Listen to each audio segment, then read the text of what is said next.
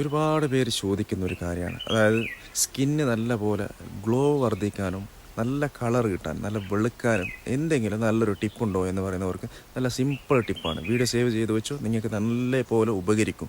ഇതിന് നമ്മൾ ആദ്യം ചെയ്യേണ്ടതെന്ന് പറഞ്ഞാൽ ക്യാരറ്റ് നല്ല പോലെ സ്ലൈസായിട്ട് കട്ട് ചെയ്തെടുക്കുക, അരിഞ്ഞെടുക്കുക നല്ല പോലെ.